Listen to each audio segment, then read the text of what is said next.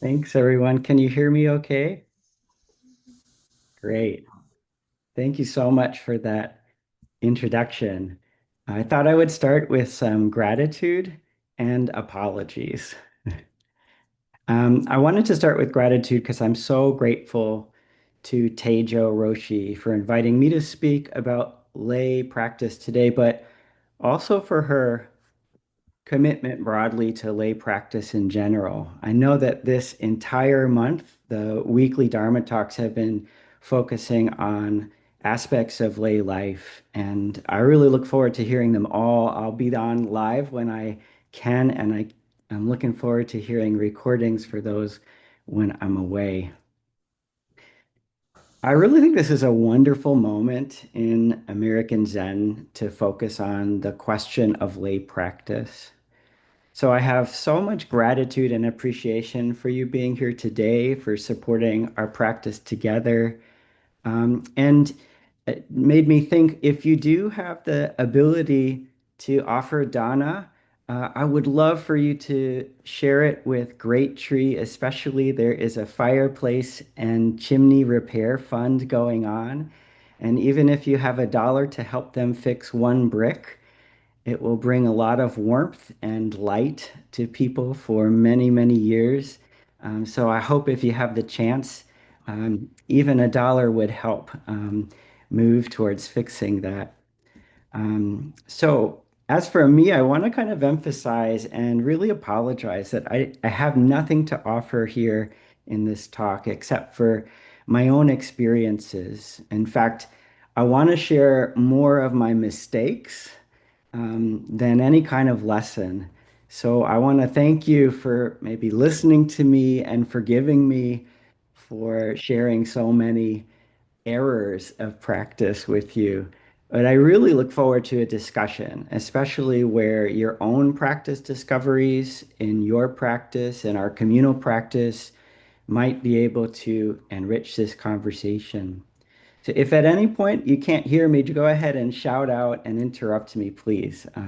That would be great.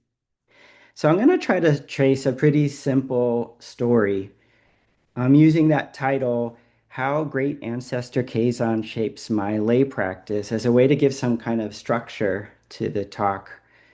I'm going to start with my last 20 years of practice, during which I kind of always felt that real practice was somewhere else. And then I want to talk about how I began seeking out great ancestor Keizan and how his teachings have been really inspiring and instructive for my lay practice. And then finally, I'm going to share a little bit about how Keizan's Shinge, or his monastic regulations, is really strongly shaping my current home practice. And I'll share a little bit of what that looks like. Again, this is not something that I'm sharing to emulate, but I want to share it because the kind of journey raises some important and really unanswered and sometimes wonderful questions that motivate my lay practice. So, if you will, I think I have kind of three acts of today's talk. Um, so, starting with Act One, it's kind of 20 years of looking elsewhere. And the question I want to ask here is, how do we find real practice? 2026 is a fun year for me to reflect, and this is a real opportunity for me, a gift, because 20 years ago, I received the precepts from a clear-eyed and brilliant Zen teacher, Shinge Sherry Chayat Roshi, who is the head of the Zen Center of Syracuse.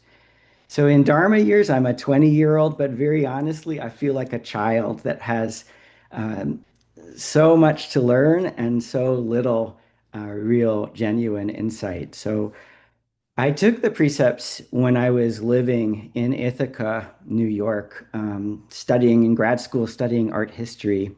And I had started sitting at the Zen Center there just a year before. And it was a wonderful practice, a really serious, disciplined practice that has all of that kind of samurai culture of Rinzai. And I'm so grateful for that chance to be able to spend many years there.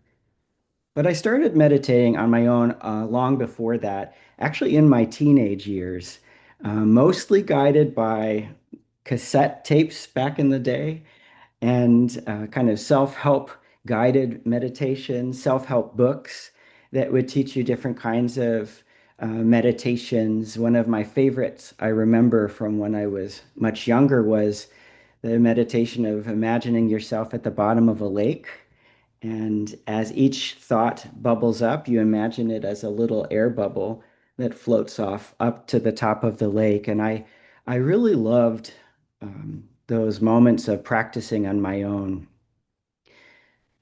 I think I grew up in a place in New York that is very unlike New York. It's Staten Island, New York, this borough that when I grew up there was exceptionally homophobic and racist, very overtly. There were a lot of even news events about this. And I was a queer Latino growing up there and learned that meditation might be able to offer me some relief from a lot of anger and hate that seemed to surround me where I was living.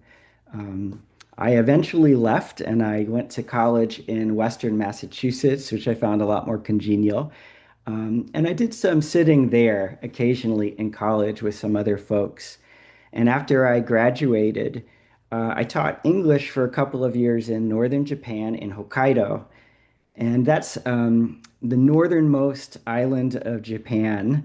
Really cold and really wonderful farmland, very close to the Russian islands. Um, and oddly enough, it was really hard to find Buddhist temples to practice there and to learn from, even though I was in the land of Dogen and Keizan. There are actually, I think, three temples in my tiny little town, mostly an onion growing town, and I think there was some cattle. But the temples there were really only for cultural ceremonies. So they were there for mainly funerals. And I asked around and I couldn't find anyone who was meditating there. And I really wanted to get some instruction. And my town was kind of 4 hours from Sapporo, which is the largest city in our kind of prefecture or do.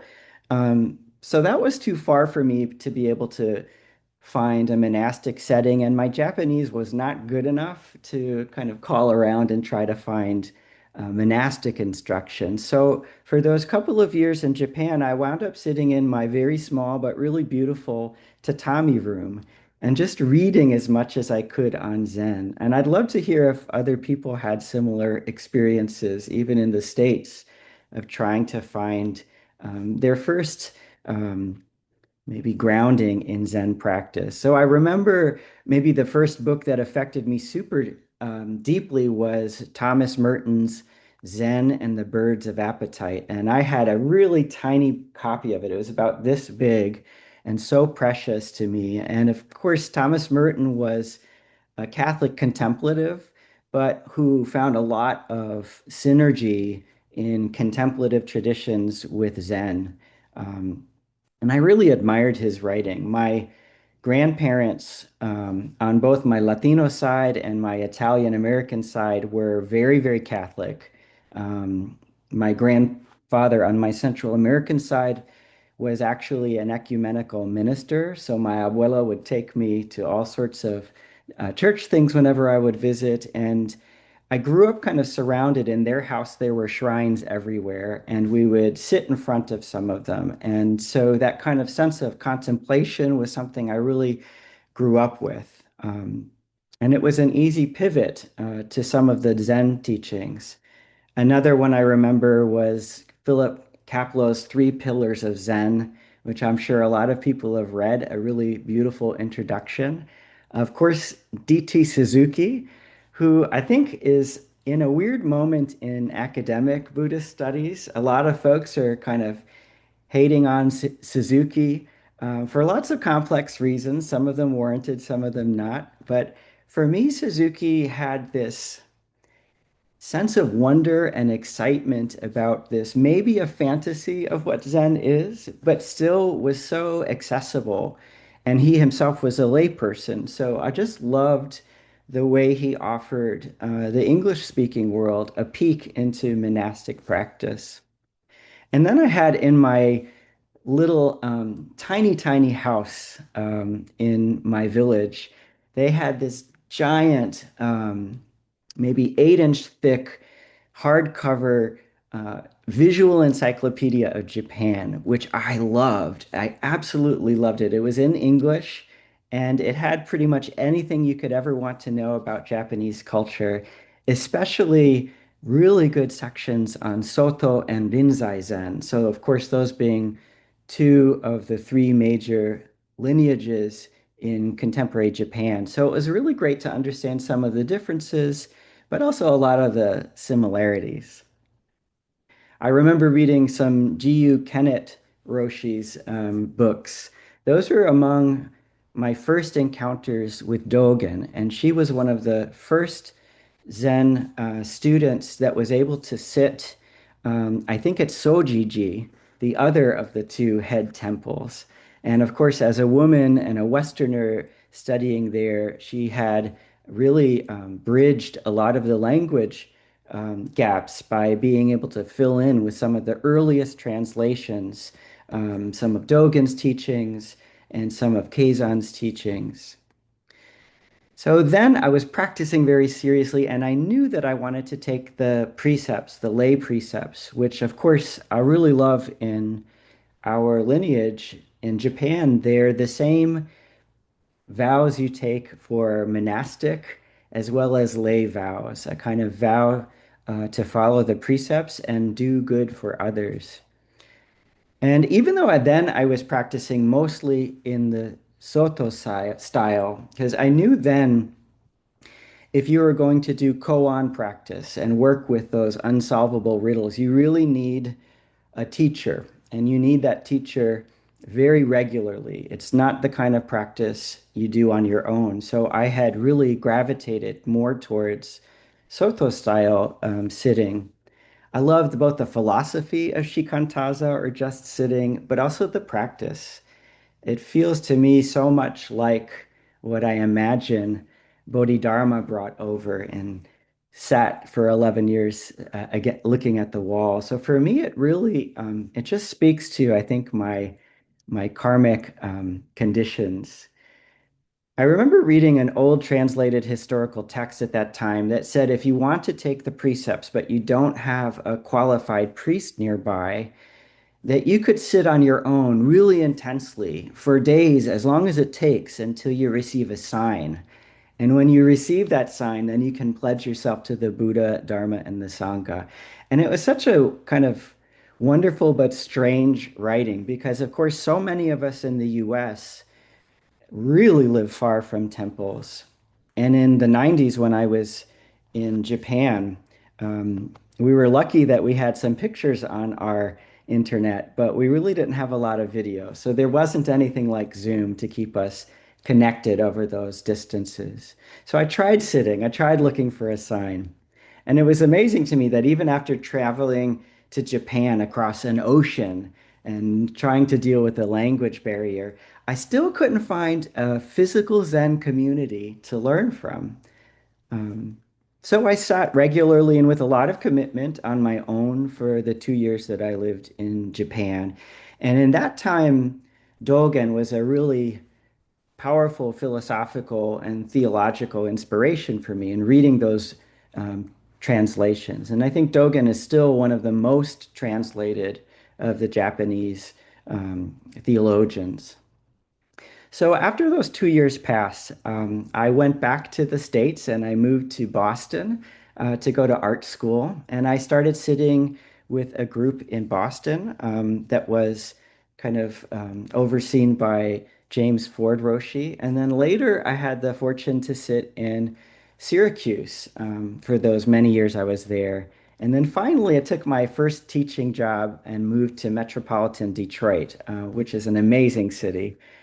But when I was in Detroit, I tried to practice to find a Zen center that was in the Japanese tradition since I had that kind of cultural connection and was shocked that there weren't any. In fact, in most of Michigan, the the Zen lineage that was had the most representation was the Korean Son lineage, which is still a kind of Lin Chi or Rinzai lineage.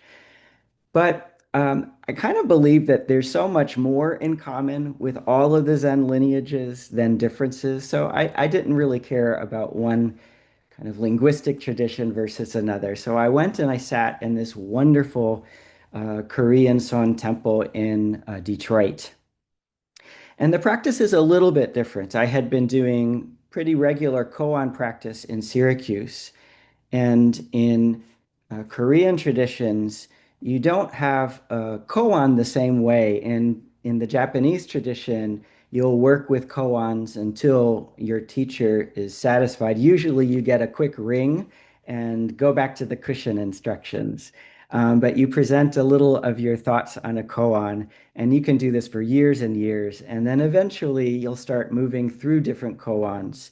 Um, and I think the more you try to solve them, the further you're getting from the practice. So it's a way of shaking free your expectation that Zen is a solution.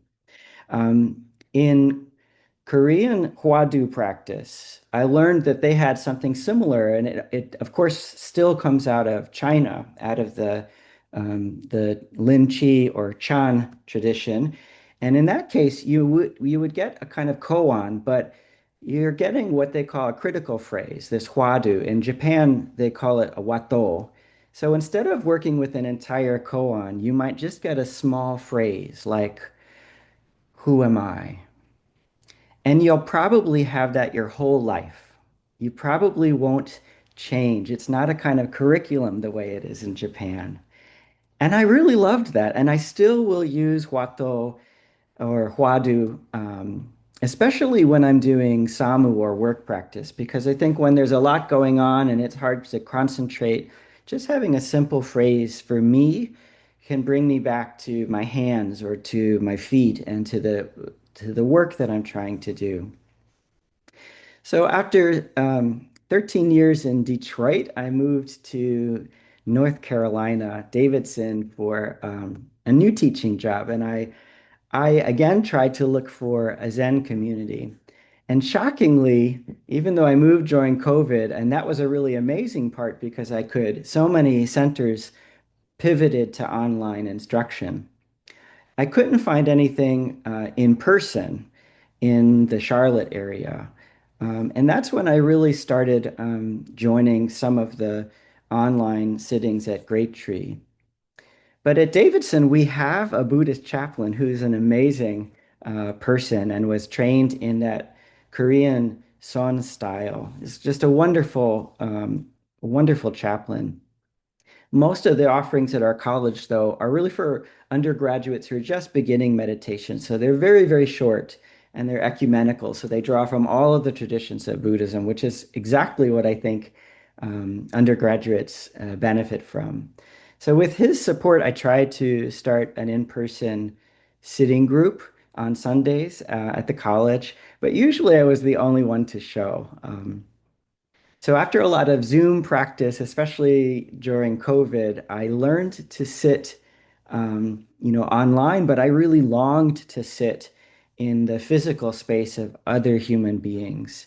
For me, Sangha is an essential, and I think this is not only limited to COVID, but in a country as vast and dispersed as the United States, I think that in-person interaction is so important. I've learned to really treasure um, the approach that Great Tree takes, which I think is kind of hybrid. And it's particularly different because the in-person and the hybrid kind of online, we really have a strong degree of interaction with each other in a way that I found other places that did online, the online participants were more like flies on the wall. So there was a lot less interaction. But I also really value just being in the same physical place with each other and breathing the same air. I think it's important. So last year I turned 50 in birth years, and I felt this kind of regret that I hadn't by this point become a monk or a priest. I thought, well, 50 is a great year. There's a zero on it. maybe it's the perfect time to try to seek ordination. I really care about Sangha, and my partner of 16 years has very strongly supported my practice. So I considered, well, maybe I can go abroad to Japan for a month and participate in daily life. But there are a few important experiences, some with I've talked about before at Great Tree, that led me to some really serious realizations about the last 20 years of my practice. And not so much an all or nothing reckoning with my practice, but I realized that there was a thread that was woven through those 20 years that really needed to be pulled and tugged so that I might unravel some of the assumptions that I had those 20 years and see what might be left.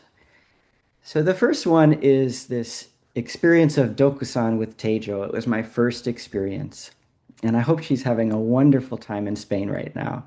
Um, I remember also kind of experiencing a passage of the Shobogenzo I'm going to talk about a little bit, and all of these kind of combined with this assumption that 50 was this important time for midlife change. I really wanted to make this public commitment to my practice for others, but I realized at some point that the idea of wanting to become a priest for me was kind of um,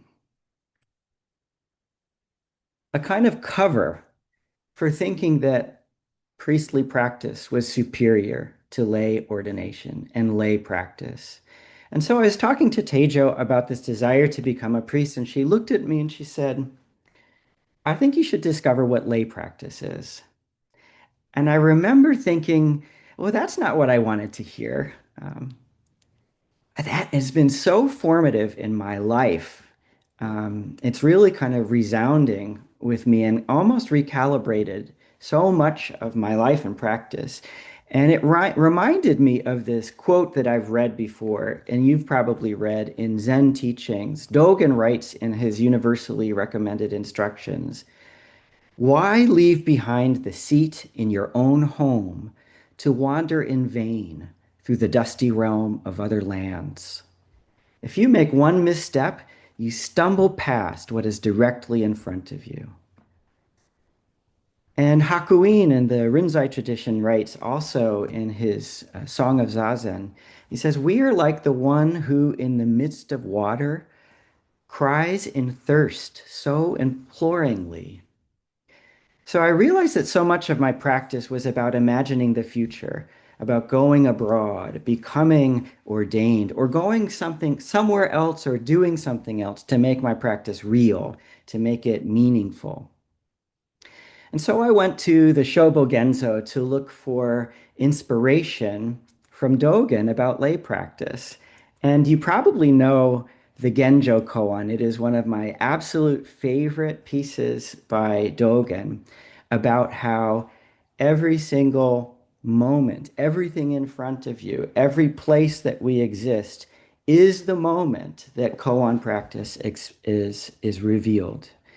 And I just think it's such a beautiful piece. And I learned that he wrote it for a layperson. And I thought, wow, this is amazing. It's one of the first things he wrote that's in the large um, Shobogenzo. And he was writing it to a layperson that we don't know much about, but how powerful to give such a sublime teaching specifically for lay practice. So I have a version that's digital, and I started searching the giant PDF of the Shobogenzo for other places of lay practice to find places where I know that he over and over kind of encourages lay people to practice. But I found something I did not expect to find. At the very end of the Shobogenzo, close to the end of his life,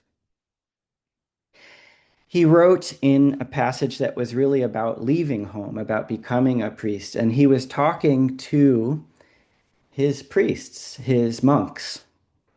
And he wrote, however, there have been some Zen monks in Sung Dynasty China during the past 200 or 300 years who claim that there's no difference between their study and that of lay people. And then he says, these kind of people are worse than shit-eating beasts. And he goes on in several other passages to really excoriate people who thought that they were the same practice. I'm not going to talk here about why I'm okay with this now. Um, there are lots of good reasons why he may have said that. But I think the most important thing is we don't need a good reason. We don't need to understand why he said that. It shattered for me this fantasy I had of Dogen, but shattering that fantasy made me realize that a fantasy of a great spiritual teacher is still a fantasy. It's looking for someone else who's going to validate my practice. And so I saw how persistent my search for external validation had become, always looking for a teacher, looking for a leader, or some practice that wasn't what I currently had, that wasn't me. And so I'm thinking of that kind of wonderful saying that the gap between heaven and earth is only a hair's breadth. But really, it can kind of become this incredible chasm that keeps us from practicing right where we are. So for me, it kept me for so long um, from becoming present, from recognizing my true self. And that really shook me, that so much of my practice was unconsciously oriented toward the future, to another place, or towards approval from some authorized voice, rather than look to myself and say, well, where am I? What is the practice that I have to do? I still struggle with this, and maybe that is the struggle that has to continue while I'm alive. Um, I do want, to try solitary mountain practice, but maybe that kind of suggests that going somewhere else will reveal some kind of truth that I won't have in my suburban life. It's not that going abroad or going to a kind of mountain temple isn't valuable. It's incredibly valuable. But the problem is when I center those experiences as more important than the practice in my daily life, I kind of devalue the truth of right now, of where I am, of the reality in which I live.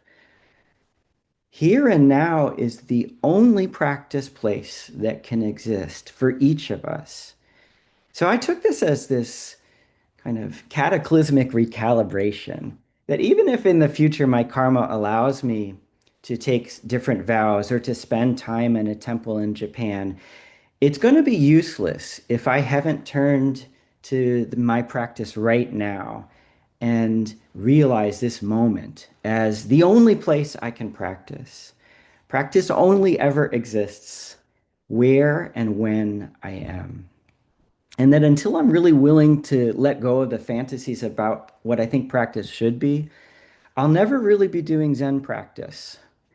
It'll just be a kind of stylized fantasy, a kind of delusional rehearsal for real practice, which is right now.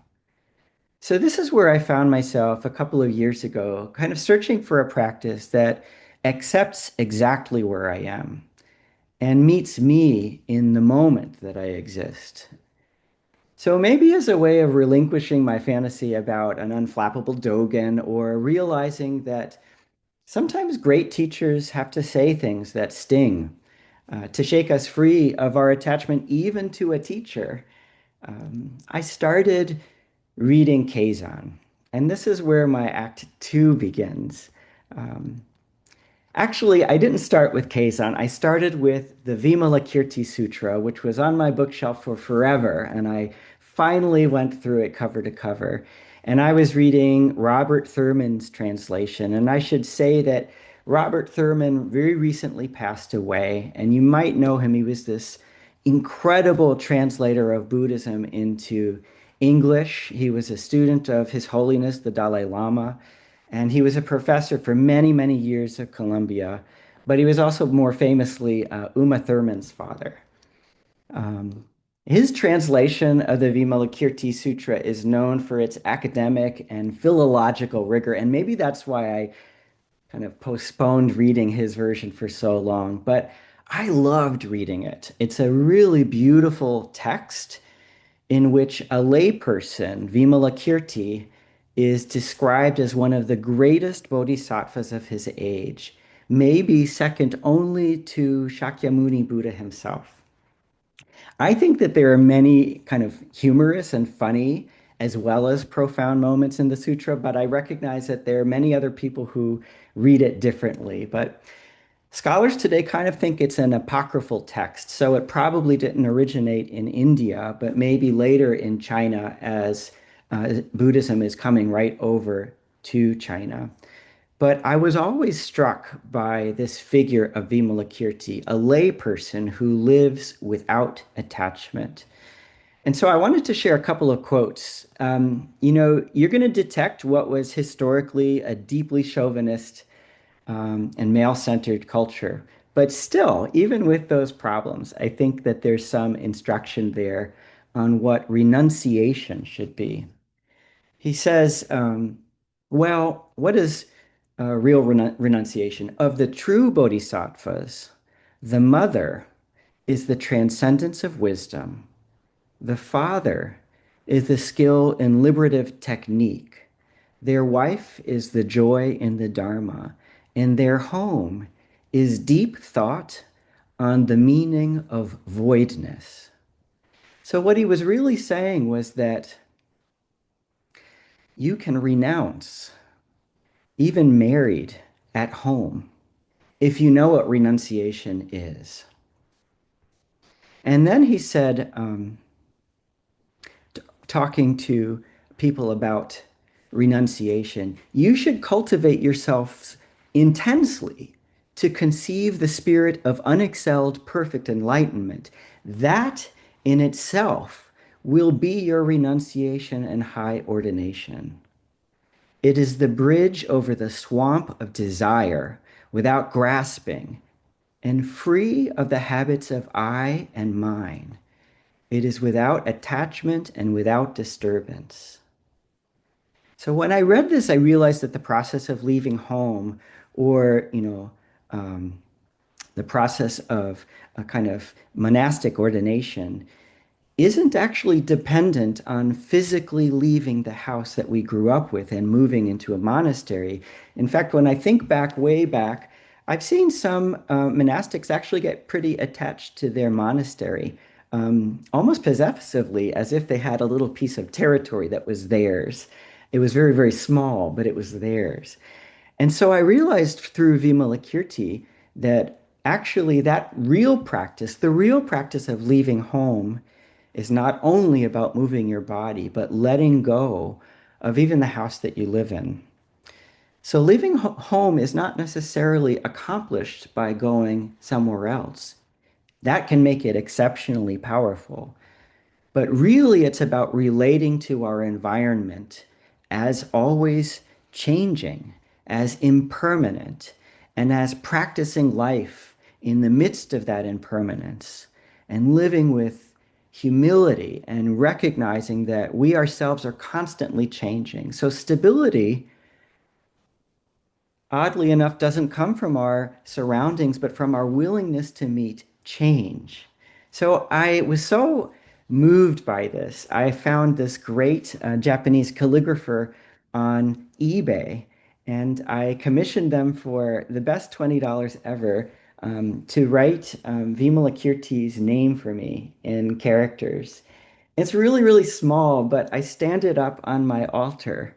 Um, it's not usual to put Vimalakirti on an altar, but for me, it's a reminder that lay people can also show us the way, that lay people can attain liberation.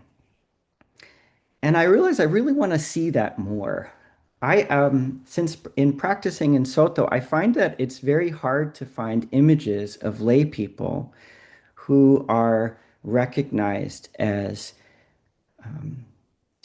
doing true practice. It's actually more common in Rinzai because there are many um, Rinzai lineages who have given Dharma transmission to lay teachers. And that has to do, I think, with the fact that Rinzai is much more fractured and there are more lineages and they're not centrally regulated in the same way. But I don't actually know of any lay people in the world that Soto Japan has recognized with a Dharma transmission.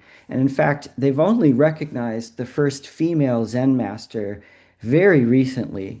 So even though I'm so inspired by the messages of egalitarianism by Soto teachings, I think the practice has some way to go. I think it's really important for lay people to see great teaching in lay life, that we can live amidst these houses and apartments and still detach and still practice the understanding of emptiness. So I hope that we will come to see more of that, especially in the United States or Soto Zen North America, because I think it's really urgent for lay people. We are constantly exposed to suffering. We're constantly exposed to temptations of greed and anger and ignorance, gluttony. I don't know about you, but just going to work can often expose me to anger and any number of challenges to practice. So I think it's very urgent that when we as lay people take the Bodhisattva vows, we take them with the same seriousness as someone who dedicates their life to monasticism, because our heads are on fire and our houses are burning. And if we don't take our vows seriously, we will continue to live in that fire and we'll feel it. It will hurt. It will burn. So I think I realized that we have no choice but to treat our bodhisattva vows with the same seriousness as anyone who has the really great karma to be able to leave home for monastic practice.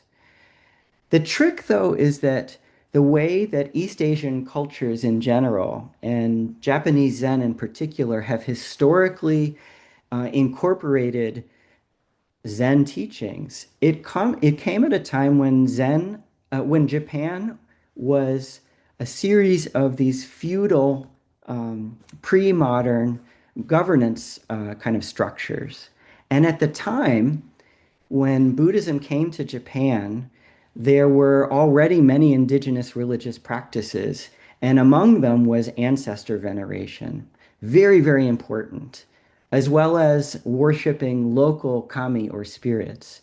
So when Buddhism came to Japan, um, a lot of the adaptation of Chinese Buddhism really fit Japanese culture, and it continued to venerate ancestors, which is a beautiful practice. But my experience in the West, I didn't have parents or grandparents who practiced Buddhism. So I kind of needed different models of how a Westerner can practice in their daily life, particularly when we may not have the same kind of inheritance unless we come from traditions of kind of East Asian Buddhism. So even in the letters, if we look back to medieval lay practitioners, there's some great writings and letters to lay people in China, in Japan, and in Korea. Even then, lay practice was so often for wealthy people who didn't have jobs and for gentlemen and ladies who could kind of spend long periods in monasteries. So pre-modern practice was really different than what we're experiencing in postmodern capitalist North America, where we have these things called weekends that never existed.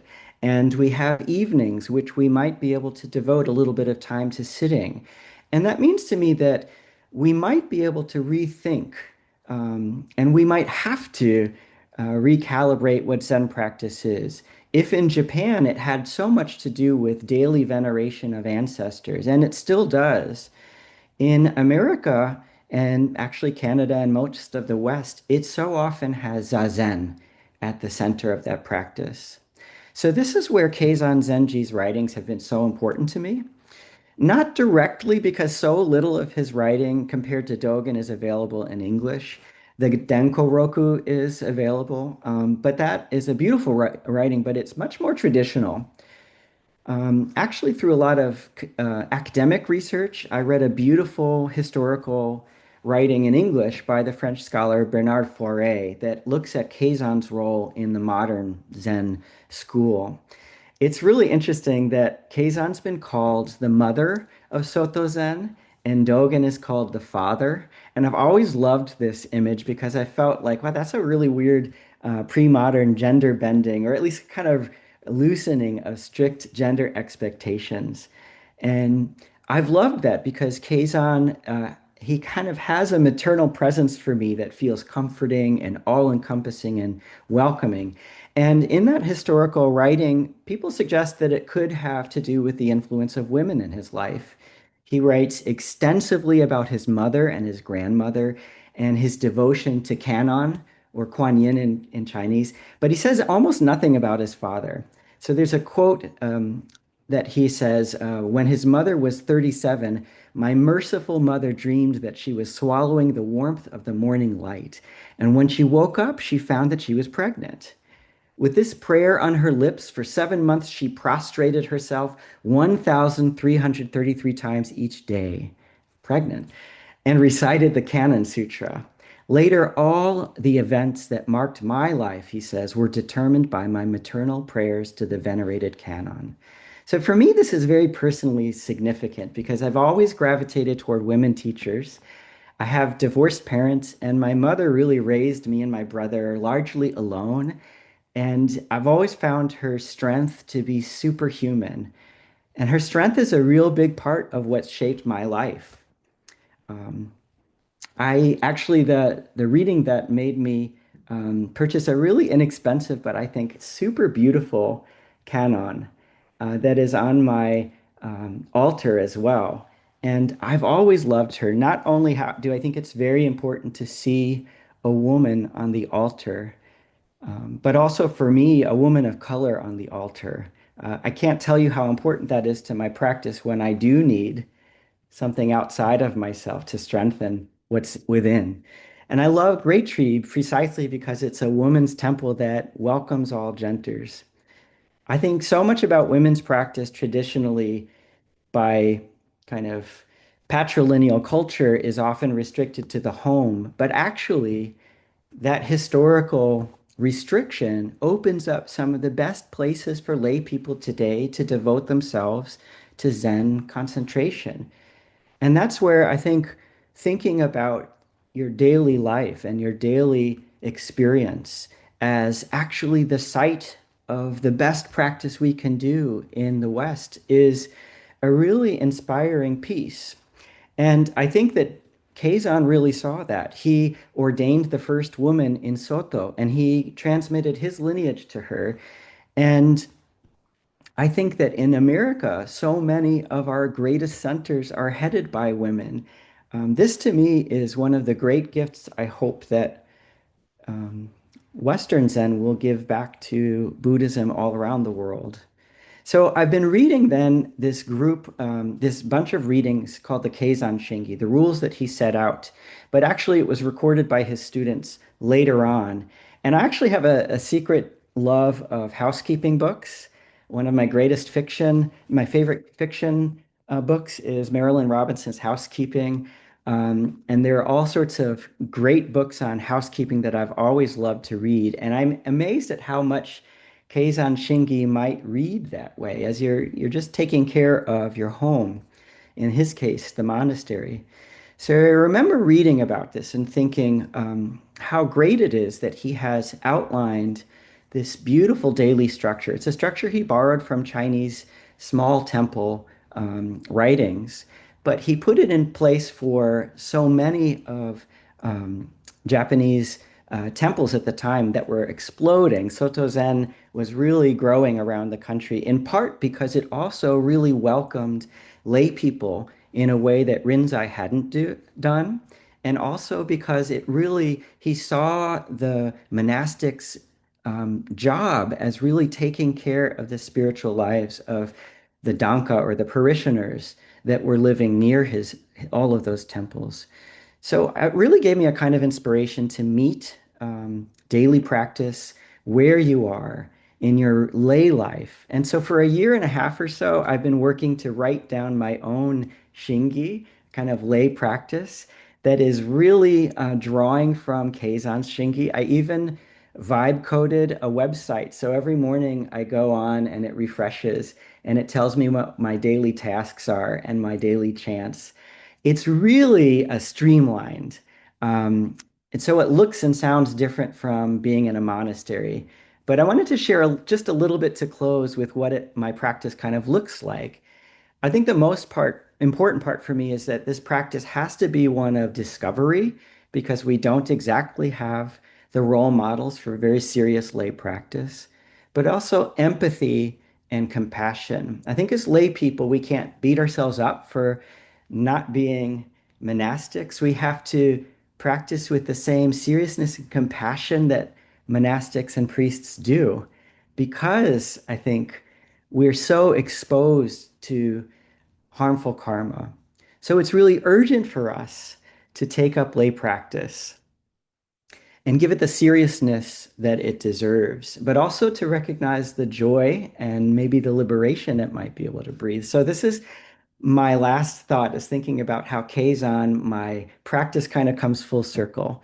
So here's what I learned about reading the Keizan Shingi. He didn't write it this way, but it's almost like monastic practice is an enso, that beautiful calligraphic circle that is such a big part of Zen traditions. We probably all know that circle as this beautiful, broken, imperfect image. But I actually see that as describing how he saw practice. He borrowed these texts to talk about a daily rhythm and then a monthly rhythm. And he talks about dedicating merit, especially from chanting, to others. And then finally, annual practice. And for us, I kind of see this as the inescapability of the circle. Our practice starts when the earth spins and daylight rises and sets. The monthly practices used to be based on the circle of the moon revolving around the earth. And then, of course, the annual is our earth traveling around the sun. So to me, his daily, monthly, and annual practices are really about the one circle in each of those cases that fundamentally shapes our lives. In lay life, our circles might be a little wobbly, um, but they're still really, it's important for us to think of these daily cycles. And so that's where my practice now is. For Keizan, the cornerstone, and I think in most monasteries, there are these 4 sessions of Zazen, which sounds like, oh, how could I ever, with a job and a family and chores, do 4 sessions of Zazen? So I've been trying to promise myself that it isn't about accruing numbers of minutes or hours, that even if I'm busy, all I have to do is sit down, just touch my butt to the cushion 4 times a day. And that even if I can only do a minute at lunch for my lunch hour, it's a minute I might treat students more kindly. Or if I sit 1 minute when I get home, it's 1 minute that might make my interactions with my spouse more empathetic. So that's really the key for me is these 4 moments that kind of hold my circle open, even if it's really not perfect practice. And then chanting, they had 3 long sessions of chanting, and I've condensed them to these tiny little mantra. But the goal for me is not to replicate the practice, but to generate a little bit of positive intention. And then importantly, to dedicate that intention to other people. So I have these tiny little mantras that I've been digging out, and I really need an expert to help me understand if I've got the words right. But the goal is to follow Keizan in the same way. And then, of course, meal practice. Even if I don't lay out my bowls, I still start my breakfast and lunch with the 5 reflections and think about how he framed eating practice. In fact, everything in the daily life that he let set out, bowing when you enter the shower and really thinking about brushing your teeth as just as urgent as sitting in front of the tape the the altar. These throwaway moments that might add up to an hour a day, normally I kind of pass through them almost unconsciously, unaware. And now the most throwaway moments of my day may be the most important parts of my day, where my practice gets recentered. Um, so I have these really wonderful daily routines, and I find that their goal is not to replicate, but just to remind me at these fairly consistent moments that this is the practice, that rinsing my mouth, washing my hair, cleaning my dishes, that is the practice. There is no practice that is more important than that when that is the job in front of me. So I want to leave with one idea, and then really I want to turn it over. An idea that comes from a really amazing sociologist, Mary Douglas, and she wrote an essay about the idea of home. And she said that the home is really important, and having like home rituals is important because actually, when you know what you're doing at any moment in the home, you're actually doing more than regimenting your life. You're actually creating a community. And so this is the hope I want to leave with lay practice in the West, is if our lay practice, if we can talk about it more and share ideas more, that maybe lay Benedictines who do take promises to try to incorporate more monastic practices in their households, that maybe we can actually start building more of a dispersed lay community together, that maybe we might be able to understand our practice as a different kind of practice that supports the temples that give us so much and that preserve the teachings for us. So that's where I kind of want to turn it over to you and hear. I would love to hear any lessons that you have about your practice or moments in your life that have become ritualized and how you hope to see American lay practice in the 21st century maybe support our temple, how we can nourish each other, and build something that is at once a little bit different and new, but another level, the same fundamental root of practice. So thank you so much. And I'd really just love to hear what you have in your minds. Thank you.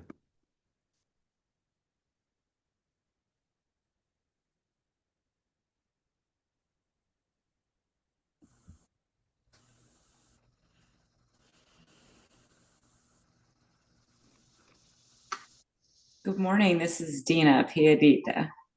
Good morning, Dina. So that was as if you read my mind, as if that's where I am now, and that's where I was a multitude of years ago when my fierce, strong, now deceased African American teacher, the Venerable Panawati, I said to her, one of these days when I retire, maybe I would go lead a monastic life. And she looked at me and said, Dina, that is not your life this go round. You keep loving Dave. That's your life. You keep loving those kids and take care of special needs populations. And that's your life because that's where your practice is. But more importantly, as a bodhisattva, that's where you are needed. Don't make this about you. And I think it's very interesting because I just contacted Jisho and revisiting that whole thought process of where is your life? And as a home practitioner versus a home leaver, I was thinking about this in a talk Thursday with Dashin, and where I have my own attachment drama, that no matter where you go, there you are. And I could leave this house and all of the neuroses and attachments I have with it. But until I learn to burn down the house and truly understand that I can't leave my mind. And that's really where I've been sitting. So I need to re-listen to that, and I'd like you to email me the quote that you gave from the sutra. But no, I do appreciate this. This was very, very valuable and very relatable and very real. So thank you very much.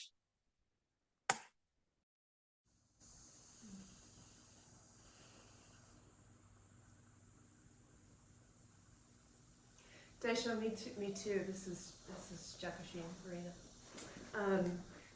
This is something I've been like circling and circling and occasionally struggling to come up with a way to put words around it, because I think you put something, we are like forging something here. We're pulling on this long thread and really trying to forge something that is so reflective of the times we're in, where we have no, or attention is such an interesting thing to work with, and how we forge that as a skill and not just something we use unconsciously.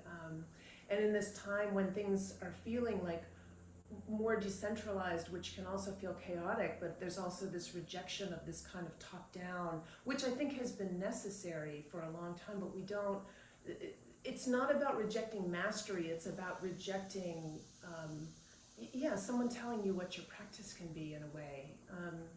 Again, I'm just kind of fumbling around, but I think there's this ache to find like an attentional practice, like a contemplative form of being that can infuse this culture that feels so centerless right now.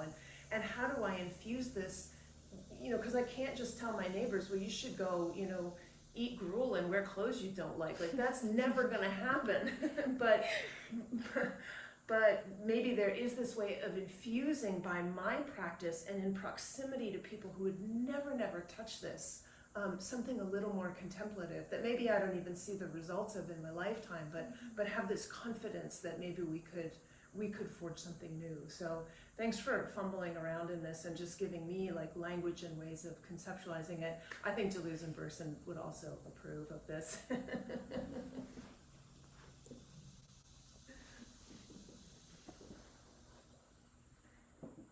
I'll jump in as well. Hi, I'm Lumi. I'm new today, but I just read something yesterday morning in my practice, and it was a very short poem.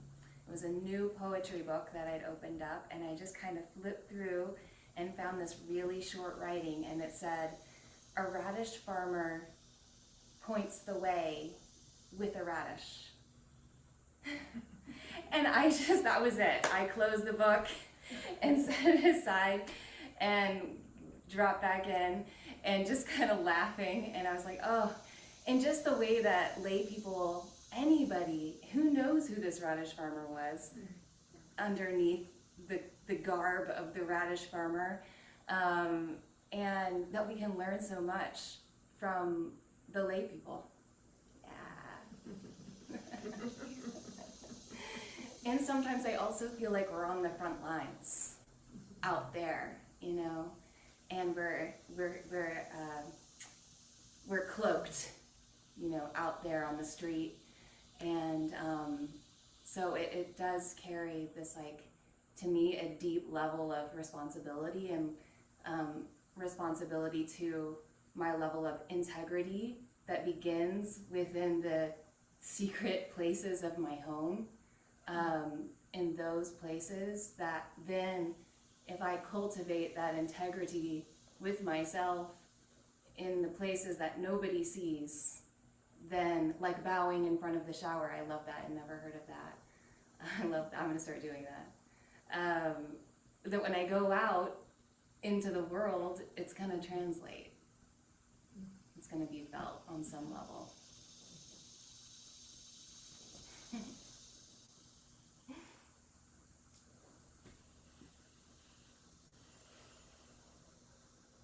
I apologize again for it was a little longer than I expected, and I want to respect everyone's time. So, Mema, at any time, if it's a good time to sign off, I'm happy to keep the conversation going in other places afterwards. So.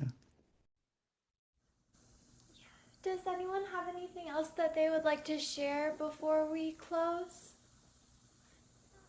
Because we're not in like a huge rush, but I don't know how everyone feels, but yeah. Deep gratitude. Yeah. Deep. Okay, then we'll do the closing sutra. Thank you. And you can repeat after me. May the merit of this practice benefit all beings and bring peace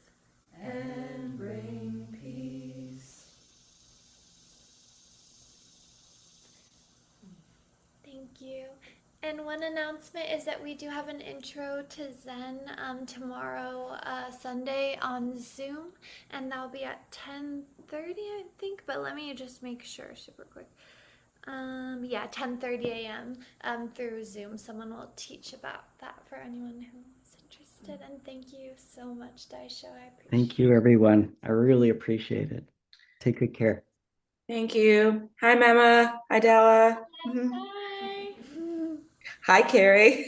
Hey, Anne. Hi, guys. Thank you. Have a beautiful afternoon. Too. Happy Pride, Charlotte Pride.